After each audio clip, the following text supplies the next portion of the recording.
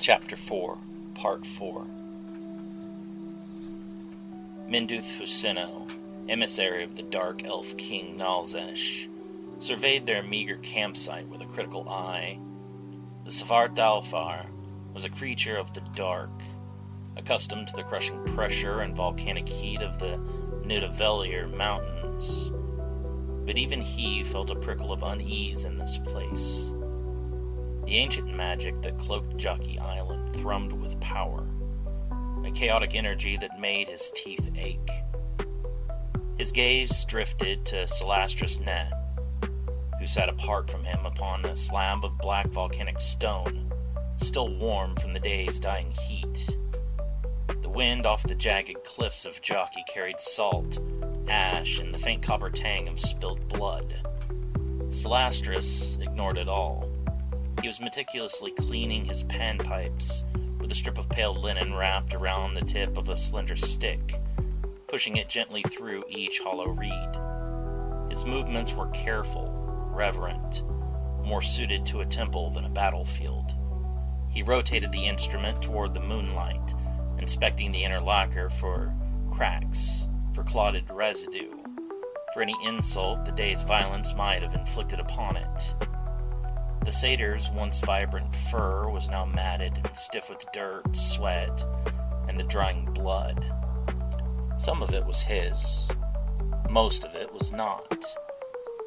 A thin cut traced along his collarbone, where a blade had nearly taken his throat in the preliminaries. It had sealed poorly. His corrupted fey blood did not clot as cleanly as it once had. The wound throbbed in time with his pulse, a slow, resentful rhythm. His eyes, once luminous with melodies playing in his mind, held only exhaustion now, heavy-lidded, hollowed, as though the soul behind them were retreating deeper each hour this ordeal continued. He did not belong on Jockey Island.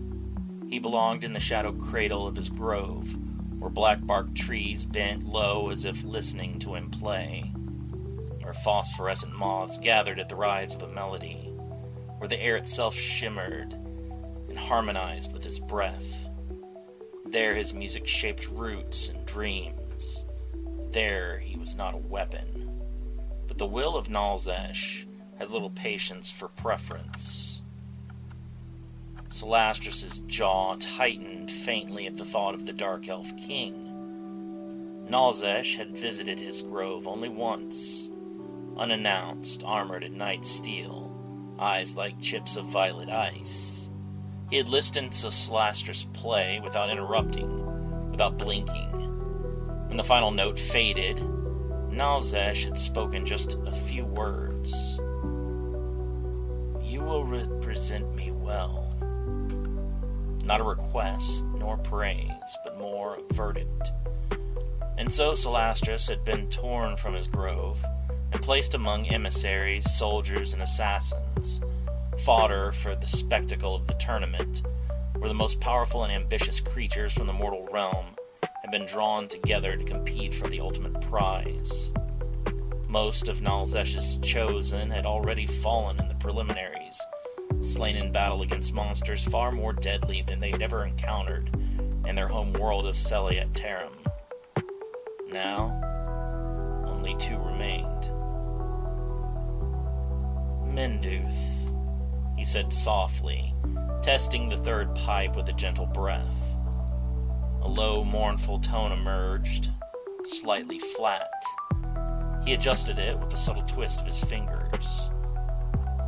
The Dark Elf commander stopped at his side. Minduth cast a long, blade-thin shadow in the dying light. His obsidian armor was freshly cleaned, though faint scratches marked where steel and claw had met it. Unlike Celastris, he wore the day's violence like a badge. His pale hair was tied back tightly. Not a strand was out of place. "You should be resting," Minduth said. His voice was cool and disciplined and stripped of ornament. "I am," Celastris replied, drawing the cloth from another pipe and inspecting the mouthpiece. "This is rest." Minduth's gaze shifted to the blood-stiffening Celastrus's fur. Your magic would still function without such precision. Celastrus finally looked up at him, and there was something sharp beneath the fatigue in his eyes. No, he said, it would not. You do not need to be such a perfectionist just to kill your opponents as quickly as you can and move on to the next. It is not that difficult of a concept to grasp. Silence stretched between them, filled only by the distant roar of waves smashing against cliffside rock, and the faint screams of some lost fighter that had not made it back in time for the final culling, and being found by one of Jockey's many ravenous dangers. Celastrus resumed his work. How is your connection to the magic of this world? Minduth asked, his voice a low rasp that carried on the wind. Celastrus did not look up. Far less than that in our world, he grunted, testing the edge of one of the pipes against his thumb. A thin line of blood welled up, and he licked it away with the flick of his tongue. The Fae are nearly extinct here, and their magic dims. There's not much power to connect to at all. Minduth nodded, understanding flashing in his dark eyes. The island was the nexus of conflicting energies, a battlefield where ancient powers clashed. It was no wonder Celastrus's magic was struggling. Satyrs were creatures of revelry and nature, their power drawn from the vibrant pulse of the earth. Jockey Island was a wound in the world, a festering sore of forgotten fae and twisted magic.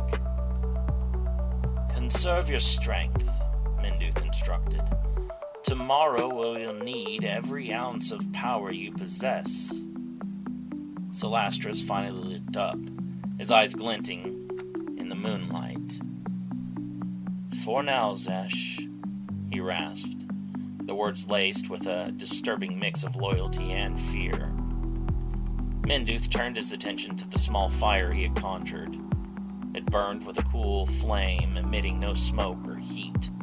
It was fueled by the essence of shadow, a trick he had learned from the ancient grimoires of his people. He tossed a handful of dried herbs into the flames, their pungent aroma filling the air. Tonight we prepare, Minduth said, his voice laced with grim determination. And tomorrow we will conquer. Our opponents are not weak, Celastrus says. Defeating them will not be easy. There are many creatures here that we have no idea what kind of powers they possess. There's nothing quite like them in our world. None of them are concerning, really, though the devils seem very similar in power to those despicable Yazata that have held our world hostage for millennia. What of the young one and her companions? Celastrus asked. She will be coming for you, seeking revenge for her twin. Zilbella is young and inexperienced, Minduth said, his voice devoid of emotion. She is driven by grief and vengeance, making her unpredictable. Her brother's death has weakened her resolve. I will exploit her sorrow and break her spirit. He hesitated for a moment, his gaze hardening. She is the least of my concerns. And the human mages, they seem to have the greatest numbers advantage of any of the entrants. They incurred few casualties in the preliminary fighting. With the flick of his wrist, the fire roared, burning hotter and brighter than before, casting an unearthly glow on Minduth's face. Their magic does not connect to the deeper roots of the old magic, he explained to Celastrus, who was watching him with rapt attention.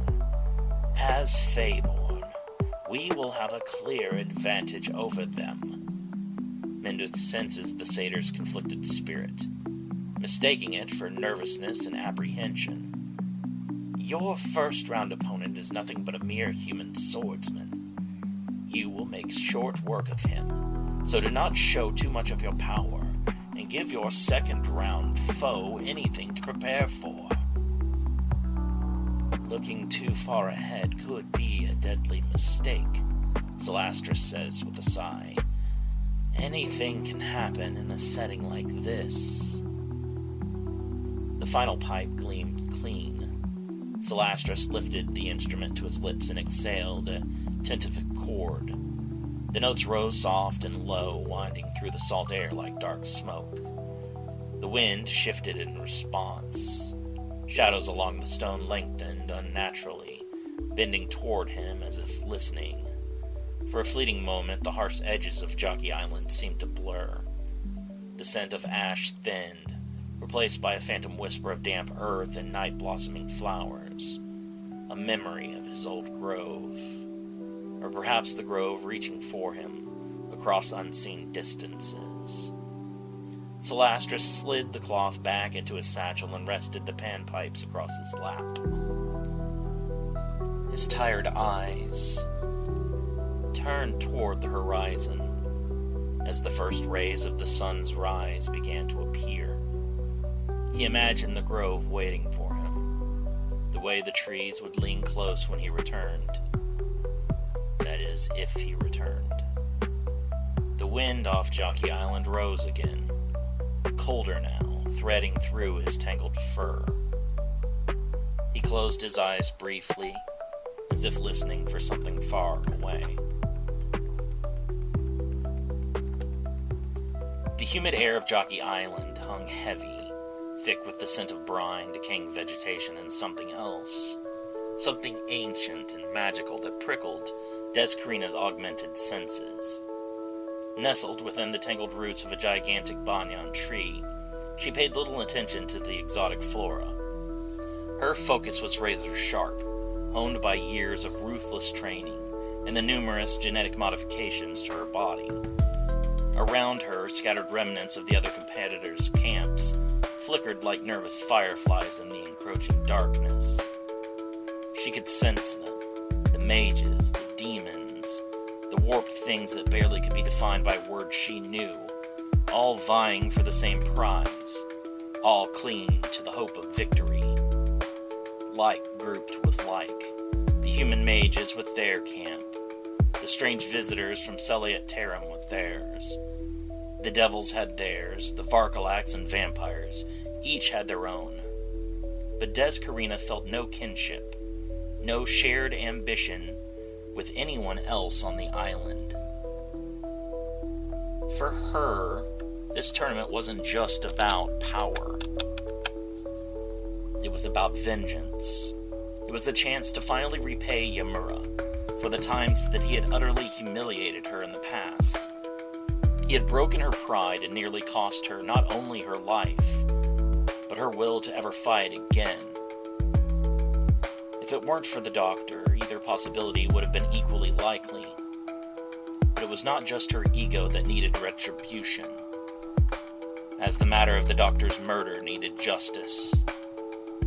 The mages of Endelgian that had played their own parts in the battle at the hospital were going to get what they deserved, but not before the one named Danny got hers. Danny had single-handedly taken the doctor's life, and she would face the most severe judgment. Descarina would take her time with that revenge. She would make her suffer pain and terror beyond any that she could previously comprehend. Descarina remembers the sight of Danny transmuting the doctor into an insect, and the sound that it made when she crushed him under her boot.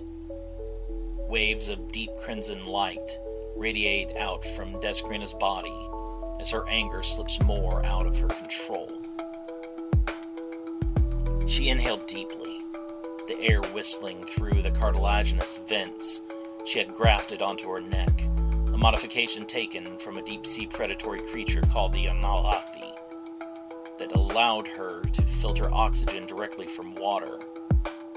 The vents pulsed rhythmically, a subtle hum that vibrated in her skull. It was just one of the many additions. Once she had been almost human, lithe, powerful, and deadly, but still recognizably a woman.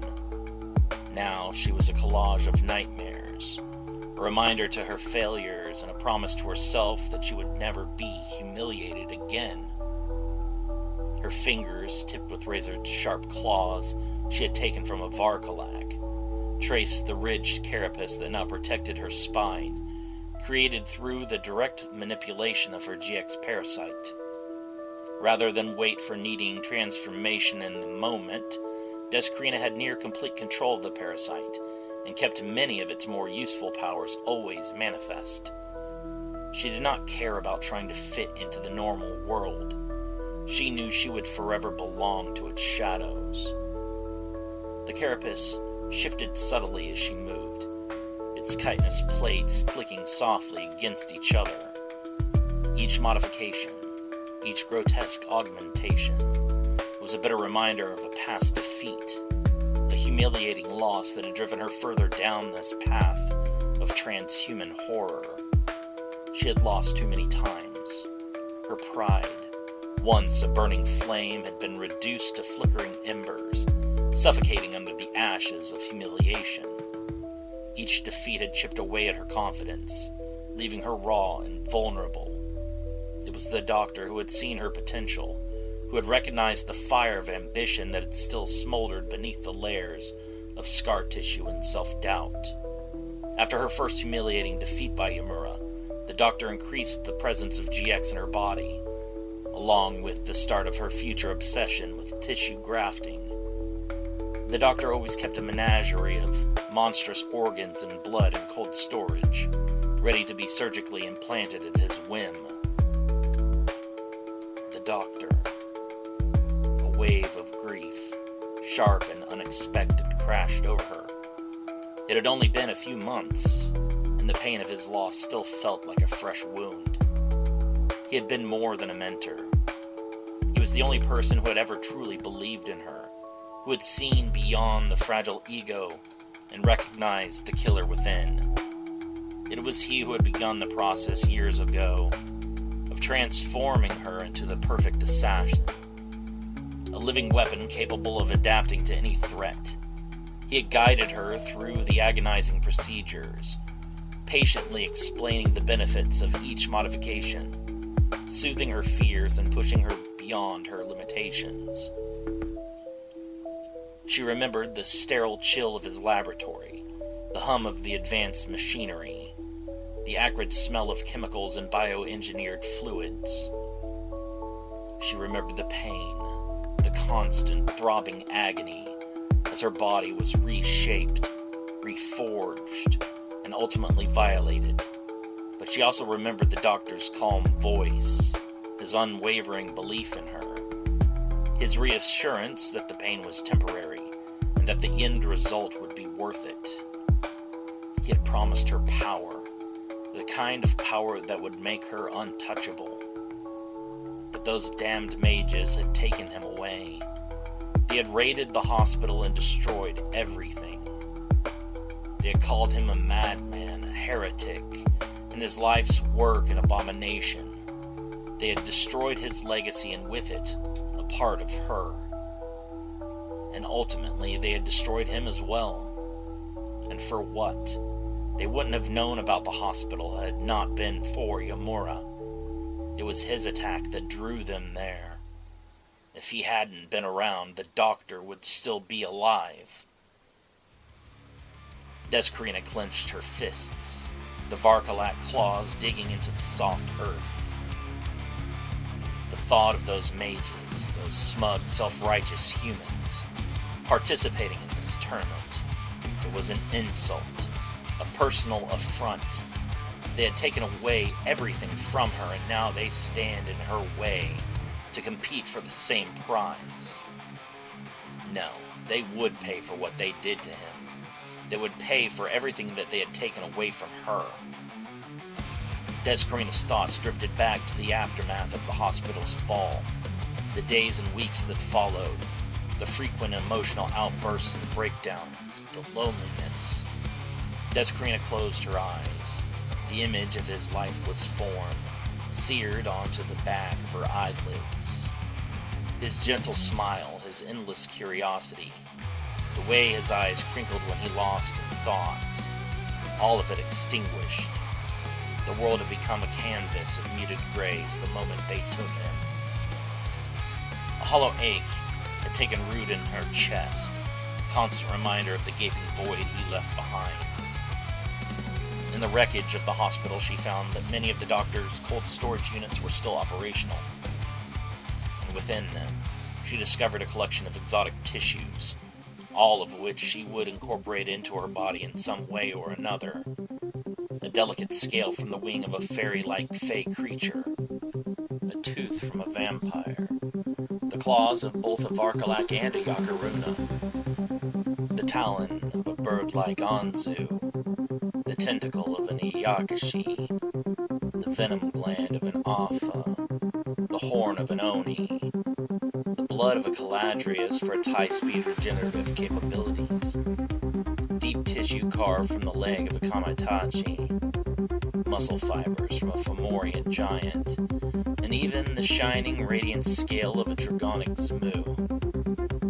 He had spent years searching for a scale, and after his death, she felt a desperate need, fueled by grief, and a burning ache for something. Closure. Purpose. Revenge. She wasn't sure anymore.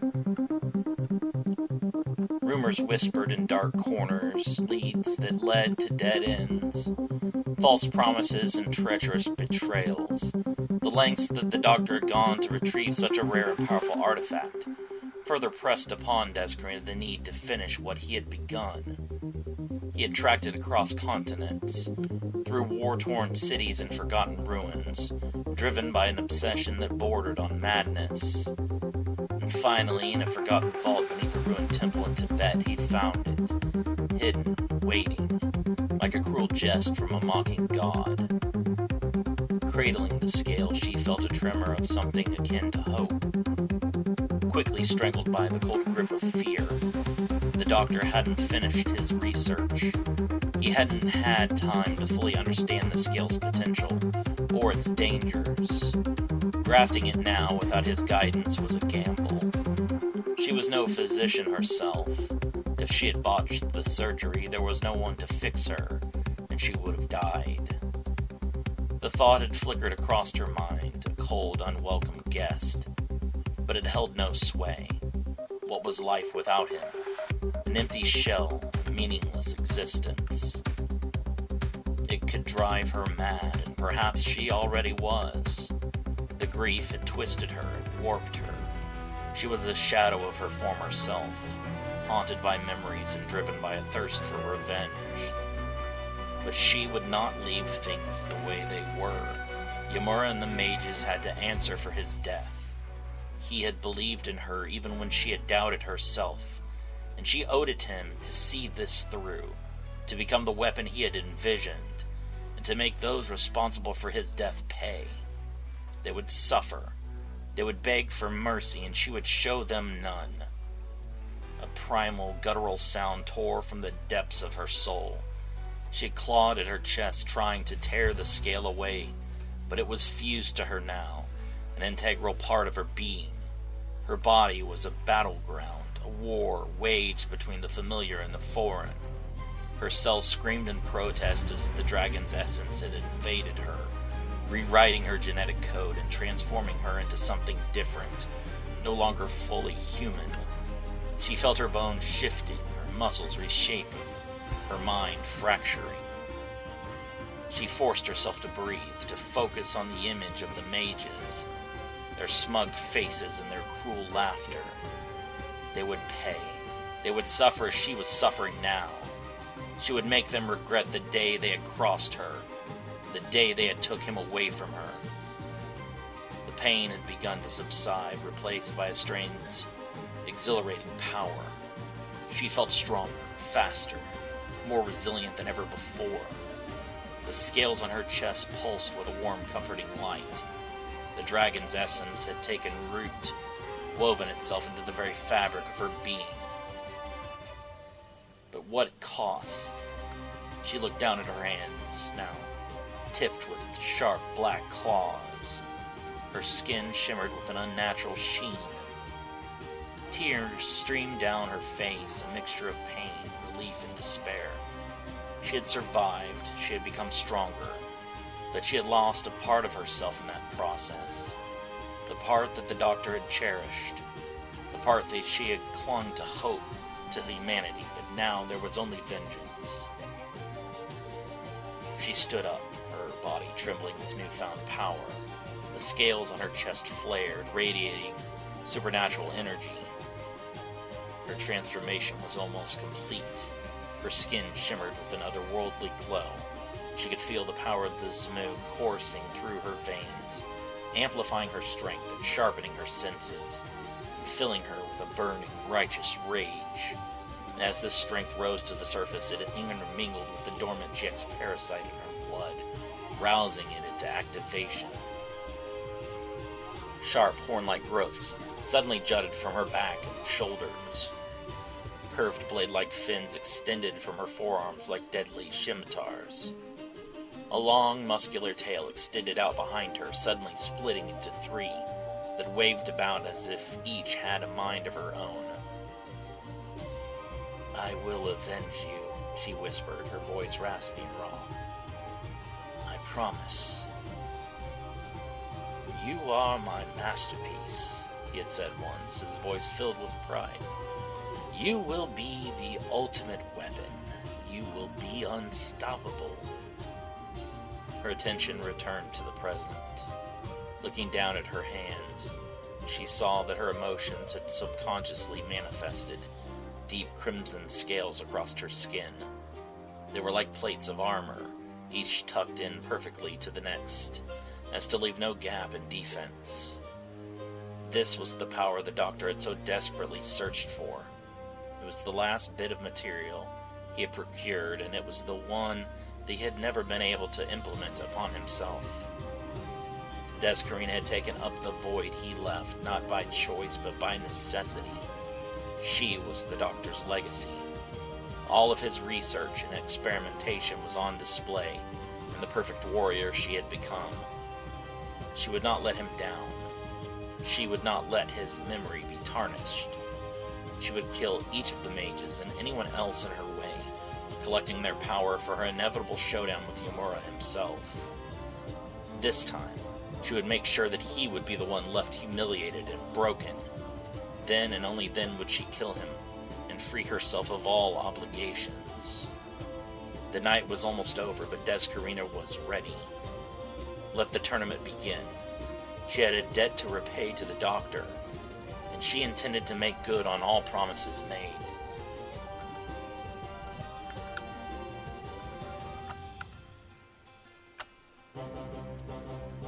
Hui stood alone atop a craggy cliff, the salty wind tugging at his clothing. He could feel the cold air, but it was nothing compared to the extremes he had faced in Averno. There, the temperatures could dip in some regions to negatives in the triple digits and rise to feel like the surface of the sun itself, though not the same star as the one that would soon be rising above them here. Averno and the Earth were linked like siblings, but they were far from close to each other in the celestial tapestry. The sun that he was accustomed to was Carve, classified by human astronomers as a K5V orange dwarf star, approximately 52 light-years from the outermost edges of the Earth's own solar system. He closed his eyes and retreated inward, slipping into the quiet sanctuary of his mind, where the world fell away. There against a mist-shrouded backdrop, he faced Yamura.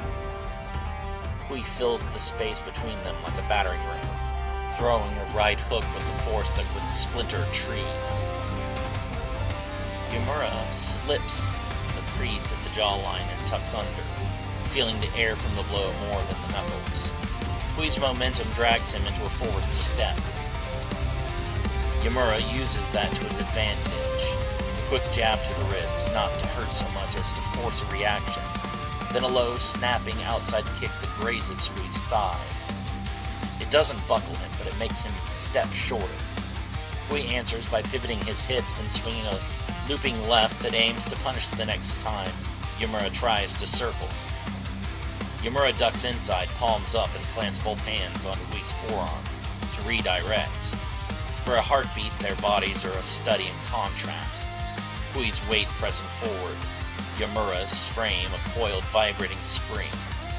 Hui presses the shove into a clinch, his forearm across Yamura's chest, attempting to pin him. The clinch is heavy. Yamura can feel the force trying to restrain his center. He lets his knees bend, and Yamura pushes his weight lower than twists, slipping his right shoulder free and dumping an elbow that connects under Hui's chin. It's short and hard. It stings and forces Hui's head back. Yamura's fingers slide to Hui's belt line, looking for leverage. Hui grabs his wrist with an iron grip and spins, converting Yamura's reach into a hip rotation that throws Yamura off balance. Yamura hits the ground but lands on a shoulder roll, springs up, and throws a feint to the left.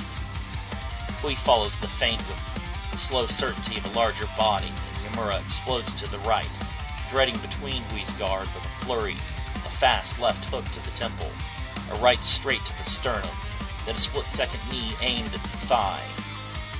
The punches snap Hui's head, the knee thuds and makes him stagger. Hui shakes it off like a man shrugging rain from a coat and counters with a heavy shouldered charge. Yamura sidesteps, barely. The charge clips his elbow, forcing him to stagger to the side. Hui reaches for a single leg sweep, eyes hard and hungry for control. Yamura whips his leg free and instead of retreating, wraps both arms around Hui's back and locks him high under the chin, pulling him off balance. Yamura's arms are thinner but quick. He uses them like cables, yanking, twisting, and making Hui fight against the wrong axis. Hui grunts, plants both feet, and executes a short, grinding backstep that turns Yamura's pull into an over-rotation. For a moment, Yamura's back is to him. Hui tries to use that to hurl Yamura over his hip. Yamura counters by dropping his weight, sliding his feet under, and turning, a breathless scramble of wrists and hips, but instead of getting lifted, he hooks both of Hui's legs with a low reaping motion. The reaping doesn't topple Hui. It only buys Yamura an extra inch.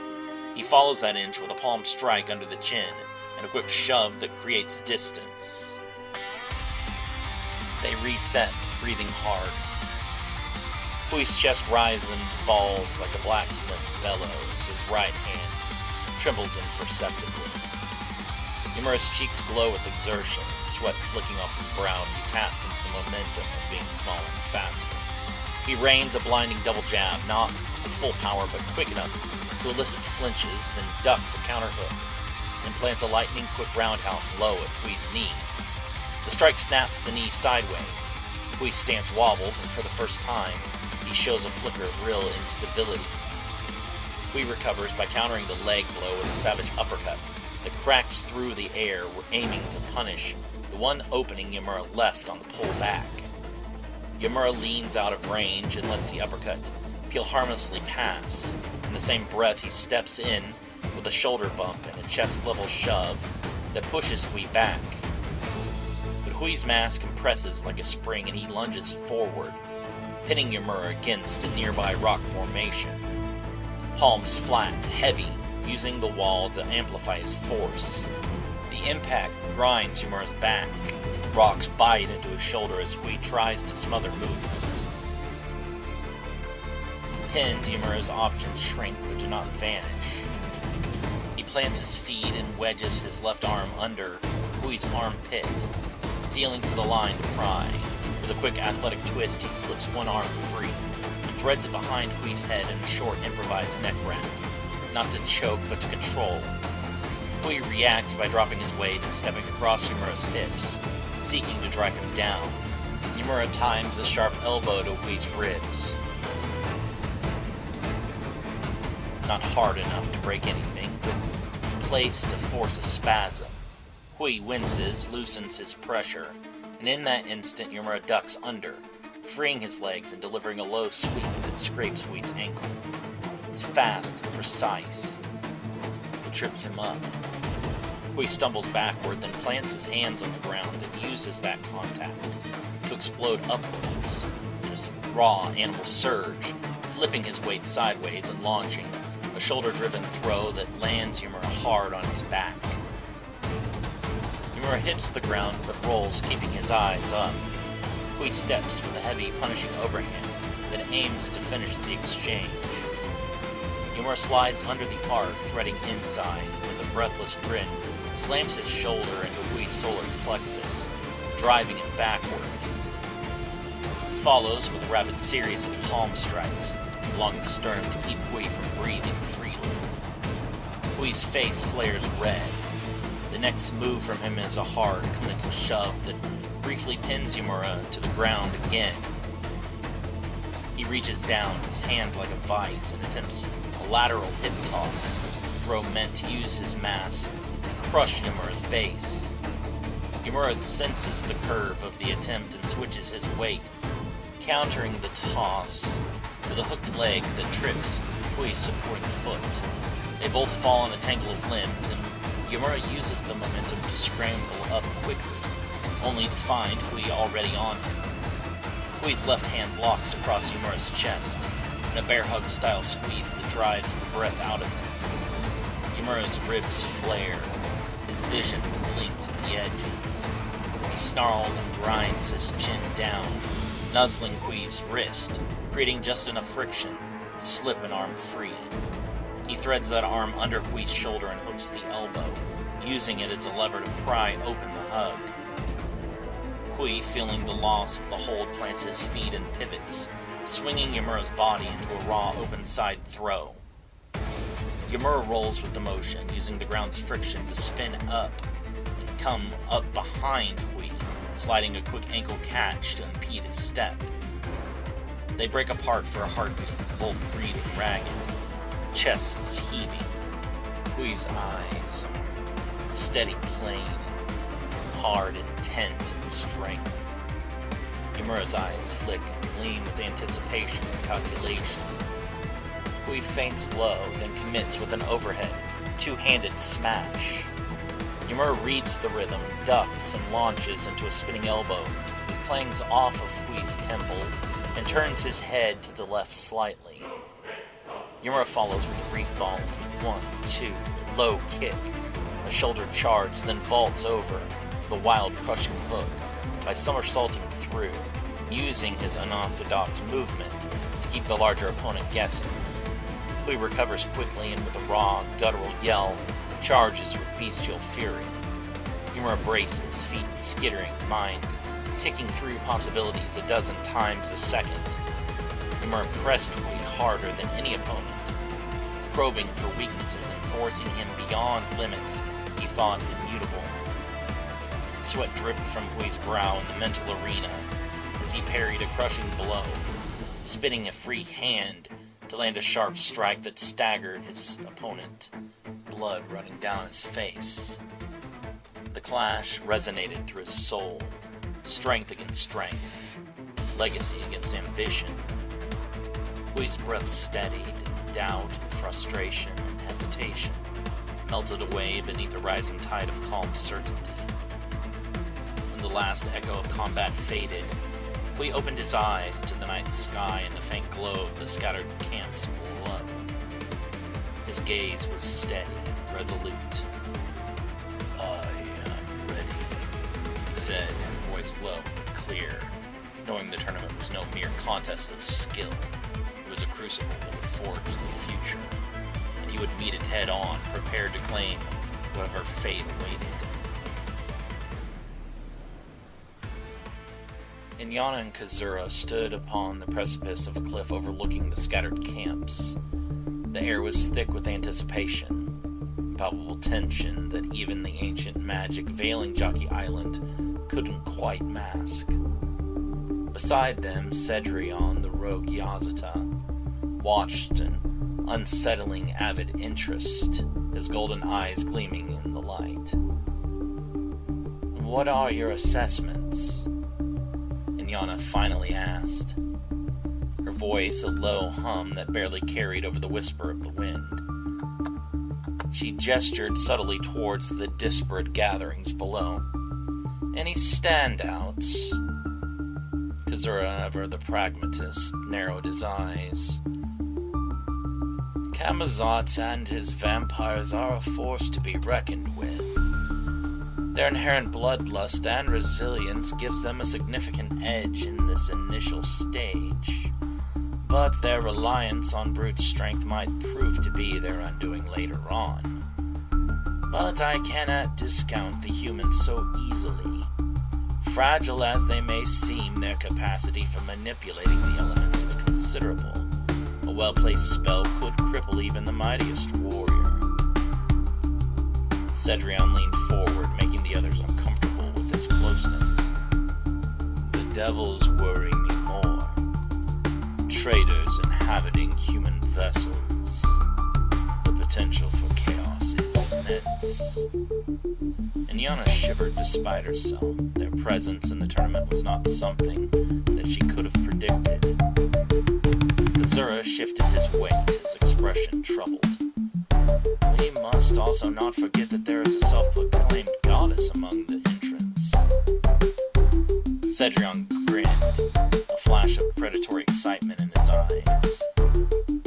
It is a wide assortment of contenders. Each one is an impending source of power, and a stepping stone on the path to the Bonacosta, for the one who shall lay claim to it. Inyana shot him a sharp look. It sounds an awful lot like you intend to become involved in the tournament. I thought that you were here to observe, nothing more. The Bonacosta is not for you to claim. Cedrion merely shrugged, his attention already drifting back to the camps below. Inyana breathed a sigh of relief, having caught herself too late in her tone towards the Yazata. Not only could Cedrion erase her in an instant, he was also the one who had pulled her soul from hell, and the one who could return her to that place just as easily. I already know who is going to prevail. The rest of this tournament is all pageantry. Inyana eyes him suspiciously, concerned that Cedrion may not be in support of the plan for Hui to win the competition. Is that so? And who exactly might that be? Cedrion smiles, a rarity so jarring that Inyana flinches on instinct. You will just have to wait and see like all of the other mortals. He extends his arms, overlooking the horizon as the sun begins to breach the vast ocean. The stage is set. Let us see who will rise to the challenge. Kazura nodded grimly. Indeed. May the best warrior win. And may the Yazatan Reapers and the great judges of the underworld have mercy on their souls. Inyana glanced back at Cedrion for a brief moment, laughing quietly to herself. If one is seeking mercy, the Yazata are not a reliable source. Cedrion simply smiled, his eyes gleaming with anticipation. He knew the truth of the matter. The tournament was not about finding the best warrior, but about forging one. He was invested in the outcome. A warrior that he had groomed for this moment.